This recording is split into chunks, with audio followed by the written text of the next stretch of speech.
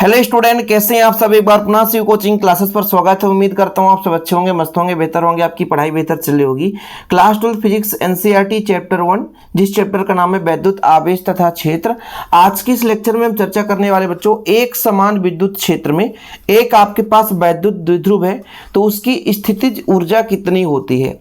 स्थितिज ऊर्जा का जो हम गणितीय व्याख्या हो पूरा कंप्लीट करेंगे। आप लोगों को लास्ट तक देखना है। इसके पहले जो भी हमने वीडियोज आपको प्रोवाइड किए हैं वो आप प्लेलिस्ट में जाकर के विजिट करें। हमारा टारगेट है 2024 के लिए बच्चों, तो 2024 को टारगेट में रखते हुए हम नया कोर्स लॉन्च कर दिए हैं। फ्री ऑफ कास्ट यूट्यूब पे आपको प्रोवाइड किया जा रहा है। आप यदि इसका नोट्स लेना चाहेंगे तो कांटेक्ट नंबर पे आप कांटेक्ट करके 100 रुपीज मात्र चार्ज है बच्चों। कांटेक्ट नंबर आपको 9685299149, इस नंबर पे आपको कांटेक्ट करना है और बेहतर रूप से प्रॉपर रूप से नोट्स ले लेना है और तैयारी करना है। तो चलिए शुरू करते हैं। सबसे पहले बात करते हैं कि एक समान विद्युत क्षेत्र होता क्या है। जैसे बच्चों कहा गया कि एक समान विद्युत क्षेत्र में ही हम बनाएंगे, तो जब विद्युत क्षेत्र रेखाएं समांतर हों, एक दूसरे से समदूरस्थ हों, तो वहां पे जो फील्ड होगा वो आपका एक समान विद्युत क्षेत्र का फील्ड होगा, एक समान विद्युत क्षेत्र कहलाएगा। हम बात कर रहे हैं एक समान विद्युत क्षेत्र की, जहां पर क्षेत्र रेखाएं समांतर होती हैं उसे हम एक समान विद्युत क्षेत्र कहते हैं, क्योंकि समदूरस्थ हैं, सभी एक दूसरे से बराबर। जैसे ये रेखा जा रही है ना बच्चों, हर जगह समान दूरी पर रहेगी, कभी एक दूसरे को प्रतिच्छेद नहीं करेंगी। अब यहां पर हम मान के चलते हैं कि वैद्युत द्विध्रुव है। वैद्युत द्विध्रुव बच्चों, जैसे मैं कह रहा हूं कि एक मेरे पास वैद्युत द्विध्रुव है जो हमारे पास -q और +q आवेश से निर्मित है। ये हमने वैद्युत द्विध्रुव मान लिया, कोई दिक्कत नहीं, इसमें वैद्युत द्विध्रुव मान लिया। अब इसके स्थिति विशेष के कारण जो इसमें ऊर्जा निहित होगी, इसके स्थिति विशेष के कारण, ठीक है, इसके स्थिति विशेष के कारण, जैसे मान लीजिए कहीं पे स्थिर है, वैसे भी आपको पता है कि मुख्य रूप से ऊर्जा जो गतिज ऊर्जा होता है वो गति के कारण होती है। मतलब गति कर रहा होता है तब उस पर जो ऊर्जा निहित होती है उसे हम गतिज ऊर्जा कहते हैं।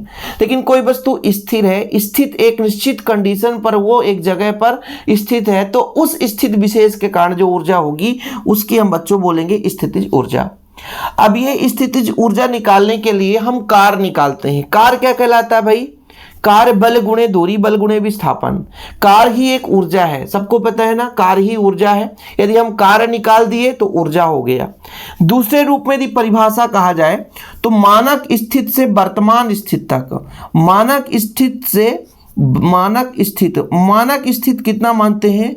थीटा बराबर π/2, मतलब 45 डिग्री। 45 डिग्री कब कहलाता? जब ये विद्युत क्षेत्र के सीधा लंबवत हो जाता। मतलब इस प्रकार से कुछ ये हमारा ये वैद्युत द्विध्रुव हो जाए बच्चों, यहाँ पे +q यहाँ पे -q हो जाए, तो ये आपका मानक स्थित हो जाता है। तो मानक स्थित से वर्तमान स्थित कितना मानकर चल सकते हैं हम? वर्तमान स्थित हम 0 डिग्री भी मान सकते हैं, ठीक है। हम आपका मान लीजिए 90 डिग्री भी मान सकते हैं या 180 डिग्री भी मान सकते हैं। तो यहाँ पर फिलहाल थीटा मान के चलते हैं।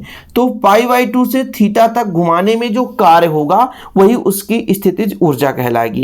कार्य ही ऊर्जा है। सबसे पहले तो ये आपको अपने माइंड में डिनोट कर लेना है कि कार्य ही ऊर्जा है।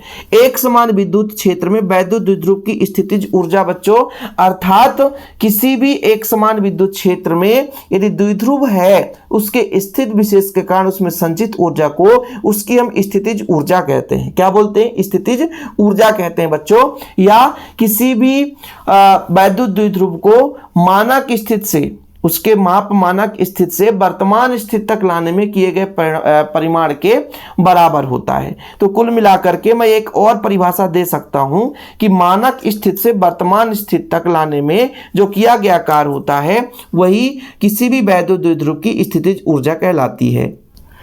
तो ये दोनों परिभाषा आपको लिख लेना। किसी विद्युत क्षेत्र में वैद्युत द्विध्रुव की स्थिति विशेष के कारण जो संचित ऊर्जा स्थितिज ऊर्जा कहलाती है, या वैद्युत द्विध्रुव को मानक स्थिति से वर्तमान स्थिति तक, मतलब मानक स्थिति जैसे मैंने कहा 90 डिग्री, ठीक है, 90 डिग्री से वर्तमान स्थिति थीटा कोण तक घुमाने में किया गया कार्य, वो आपका बच्चों स्थितिज ऊर्जा कहलाता है।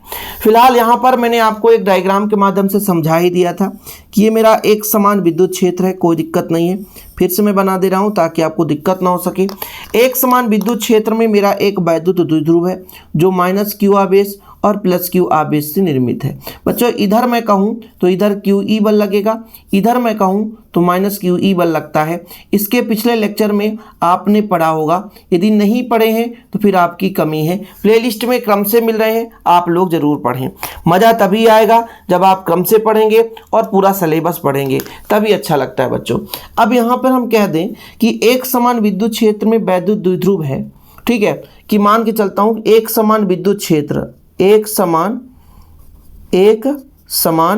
विद्युत क्षेत्र, एक समान विद्युत क्षेत्र या वैद्युत क्षेत्र ई में, एक समान विद्युत क्षेत्र ई में, देखो जरा थीटा कोण बनाते हुए एक समान विद्युत क्षेत्र ई में एक वैद्युत द्विध्रुव, एक वैद्युत द्विध्रुव, ठीक है, विद्युत क्षेत्र के साथ कितना कोण बनाते हुए रखा गया है। मान के चलता हूँ ये थीटा कोण बनाकर रखे, साथ थीटा कोण बनाते हुए रखा गया है, ठीक है, थीटा कोण बनाते हुए रखा गया है। अब इस सिंपल भाषा में लिख रहा हूँ, जो डायग्राम के मैं माध्यम समझाता हूँ वही चीज़ में लिखता हूँ। तब इस पर बलयुग्म आघूर्ण कितना लगेगा, तब इस पर बलयुग्म आघूर्ण कितना लगता है, आप ही बताओ। टाउ बराबर, इसका एक व्यंजक ही है बलयुग्म आघूर्ण का, इसमें आपको परेशान होने की जरूरत नहीं है कि सर कैसे आएगा। पीई साइन थीटा होता है, पीई साइन थीटा, ये आपका बलयुग्म आघूर्ण है। ये क्या है, बलयुग्म आघूर्ण है। हम पहले थोड़ा सा अल्प घुमाने में किया गया, जैसे भाई कहा जाता है कि माना किसी से वर्तमान स्थिति तक, मतलब 90 डिग्री से मान लो हम घुमाएंगे तो कार्य करना पड़ेगा, तो अल्प कोण घुमाने में किया गया कार्य। हम यहाँ पर लिखेंगे वैद्युत द्विध्रुव को अल्प कोण, अल्प कोण मतलब डी थीटा, वैद्युत द्विध्रुव को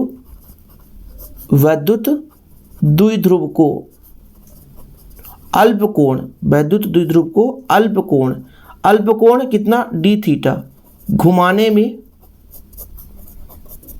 में किया गया कार्य, अल्प कोण बात कर रहे हैं, अल्प कोण बिल्कुल बहुत कम। अल्प कोण के लिए अल्पकार भी होगा डी डब्ल्यू। कार्य का फार्मूला क्या होता है, बल मतलब यहाँ पर बलयुग्म आघूर्ण ही लेकर चलेंगे क्योंकि एक सिंगल बल लेकर चल नहीं सकते, बलयुग्म आघूर्ण।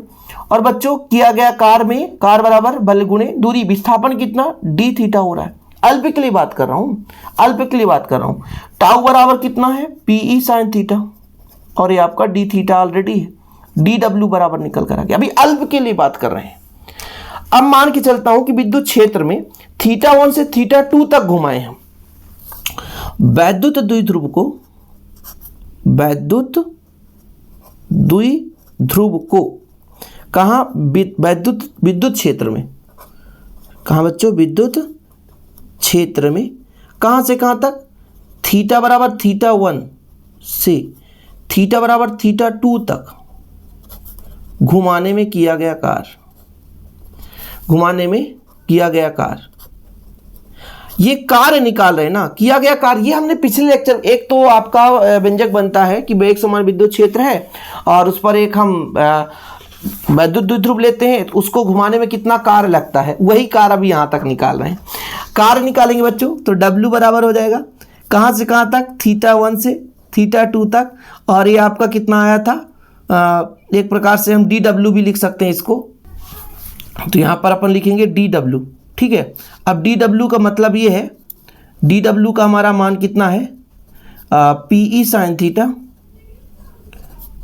थीटा डी थीटा, ये हम यहाँ पे DW से, है ना, यहाँ पर DW से वैल्यू पुट कर दिया है। आगे चलो, आगे यहाँ पर PE जो है ना बच्चों, वो कांस्टेंट है, उससे बाहर ले लेते हैं, बचेगा कितना, थीटा 1 से थीटा 2, ये साइन थीटा और डी थीटा। अब आप कहोगे सर ये समाकलन क्यों कर दिए, जब भी हमें किसी चीज़ का विस्तार करना हो, बड़ा रूप देखना हो, तो उसको हम समाकलन कर देते हैं। अब देखिए ये हमारा ऑलरेडी PE है तो PE रहने, साइन थीटा का होता है माइनस कॉस थीटा, समाकलन, और अपर लिमिट लोअर लिमिट दोनों लगा देते हैं, ये लोअर है ये अपर है, ठीक है, थीटा 1 से थीटा 2, ठीक। पहले क्या रखते हैं, पहले अपर लिमिट रखते हैं, पहले अपर लिमिट यानी उच्च सीमा रखते हैं। देखो बच्चों यहाँ पे कास थीटा है ना, ठीक है, माइनस है तो माइनस रख दो, यहाँ भी माइनस cos थीटा है ना, ठीक है, माइनस रख दो। लेकिन बच्चों इन दोनों के बीच भी माइनस लगता है, इसलिए इसमें ब्रैकेट लगा देते हैं। पहले अपर लिमिट फिर लोअर लिमिट, पहले उच्च सीमा फिर निम्न सीमा। उच्च सीमा और निम्न सीमा के बीच में माइनस लगाया जाता है, इसलिए आप कंफ्यूज मत होना कि क्यों लगा दिए सर, काहे आ गया, हमें समझ में नहीं आ रहा है। ये W बराबर PE है तो PE रहने दो।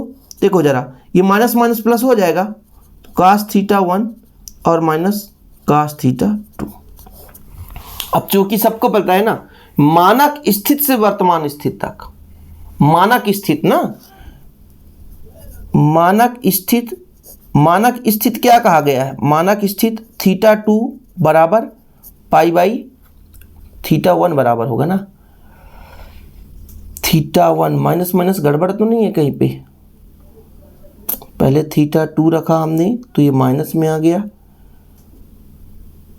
थोड़ा गड़बड़ लग रहा है क्या, ठीक ठाक है। चलो मानक स्थिति मतलब थीटा 1 लेकर चलो, पाई बाई 2 से थीटा 2 बराबर थीटा तक घुमाने में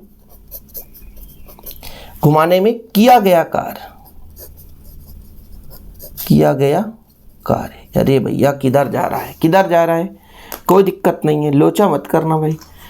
किया गया कार्य, तो भाई चलो भाई कर दो। W बराबर अपना PE का तो PE रहने दो, थीटा 1 का अपना cos पाई बाई 2 हो जाएगा, माइनस cos थीटा हो जाएगा। बच्चों ये cos 90 डिग्री का मान 0 होता है, तो W बराबर कितना आएगा, PE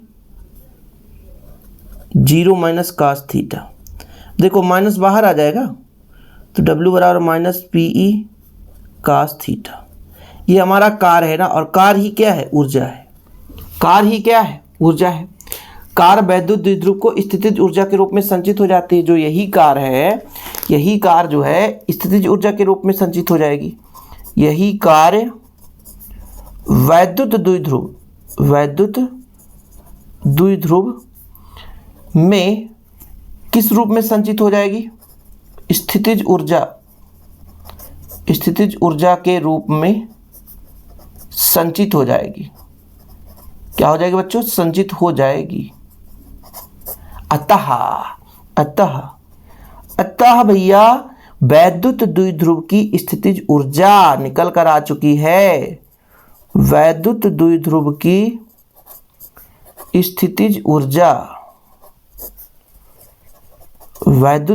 की स्थितिज ऊर्जा कितनी निकल कर आई बच्चों, ऊर्जा को U से दर्शाते हैं, ठीक है। आपका हो गया माइनस PE cos थीटा। अब इसमें आप कंडीशन लगाओ, अलग मैटर है, कंडीशन लगाएंगे स्थितियां निकल कर आएगी, आप इसको भी लगाकर देख सकते हो। चलो हम कंडीशन लगाकर देख देते भैया, फटाफट देखते हैं। स्थित फर्स्ट थीटा बराबर 0 डिग्री, तो U बराबर कितना आएगा बच्चों, माइनस PE cos 0, और cos 0 का मान 1 होता है, तो U बराबर माइनस PE आ गया। माइनस का मतलब होता है न्यूनतम, क्या निकल कर आया, न्यूनतम, ठीक है। दूसरा स्थिति में बताता हूँ, थीटा बराबर कितना 90 डिग्री, तो U बराबर माइनस PE cos 90 का मान 0, तो U का मान आपका 0 आ गया, स्थितिज ऊर्जा 0 हो गया। मतलब ये जो 0 है बच्चों, इसका मतलब इस पर कोई ऊर्जा ही नहीं है, खत्म कहानी, ठीक है। तीसरा कंडीशन आपका थीटा बराबर 180, तो U बराबर PE, ये आपका P है, E cos 180। ये जो आपका माइनस था ना, माइनस ये बराबर है, और यहाँ पे माइनस लेकर चलना पड़ेगा, तो U बराबर माइनस PE, और cos 180 का मान -1 होता है, तो U बराबर PE प्लस में आ गया भाई। ये इस पर अधिकतम आता है, अधिकतम लग रहा है, मतलब ज़्यादा संतुलित होगा। 3 कंडीशन है, थीटा बराबर 0 डिग्री, थीटा बराबर 90 डिग्री, थीटा बराबर 180 डिग्री। 0 रखा तो इसका मान cos 0 का मान 1 आता है, इसलिए माइनस PE। 180 रखा तो cos 180 का मान -1, तो ये माइनस माइनस प्लस हो जाएगा PE, और 90 रखा तो 0 आ गया। इस स्थिति से आप लिख सकते हो। जब आप पहला स्थिति करोगे ना बच्चों, आपको अलग अलग करना, पहले इस स्थिति को करना, तो फिर लिखना है कि जो आपका ये स्थिति है कि वैद्युत द्विध्रुव स्थायी संतुलन में है, ये माइनस है ना, ये स्थायी संतुलन की स्थिति में है, स्थायी संतुलन, ठीक है। और इसमें आप लोग लिख लोगे कि अस्थायी संतुलन में है। क्या लिखोगे? अस्थायी संतुलन में। ठीक, बस खत्म कहानी। और इस प्रकार से हमारा एक समान वैद्युत क्षेत्र में वैद्युत द्विध्रुव की स्थिति ऊर्जा ज्ञात हो चुकी है। इसके बाद हम अगले लेक्चर में वैद्युत फ्लक्स की अवधारणा के बारे में चर्चा करेंगे, जो आपको बेहतर रूप से समझाने की कोशिश करेंगे। फिलहाल आज के लिए इतना ही। वीडियो पसंद आए तो लाइक करके शेयर कर दें। मिलते हैं अगली वीडियो के साथ बच्चों। जय हिंद, वंदे मातरम।